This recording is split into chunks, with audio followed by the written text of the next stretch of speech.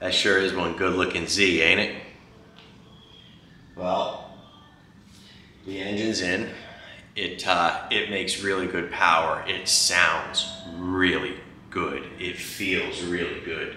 The motor dialed in great. You know, we still got the wideband gauge connected to it, and we do our tuning with, we stick the wideband in one of the primary O2 ports, and we unplug both oxygen sensors for tuning, so there's no impact from anything the engine could be doing. You're just looking at raw data, and using the O2, the wideband plugged into one of the upstream O2 ports really gives you a much more immediate, more accurate tune data.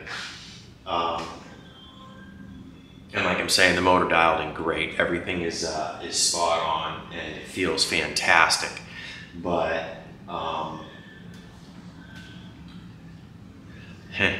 we noticed an oil leak on our new motor. This oil leak happens to be coming out of the rear of the engine. Either the rear main seal didn't take, or there's a problem with the rear cover gasket, or there's a gap between the rear housing and the pan. I'm usually pretty good about setting that up, so I don't know how that would have happened, but something has happened, and we have an oil leak coming out of the back of the motor inside of the bell housing. And for that, the motor needs to come back out. We certainly aren't going to deliver the car like that, and it's not a small. It's a good leak too. So it needs to be made right.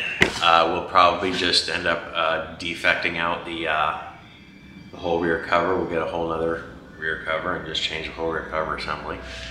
But we're not doing that in the vehicle. So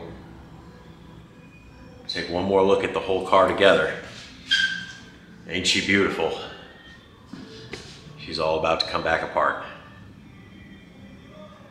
But at least we got through the tuning,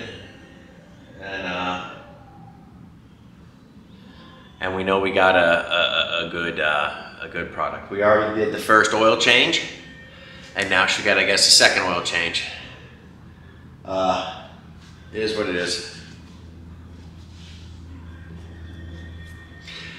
Got to get started on getting that motor out.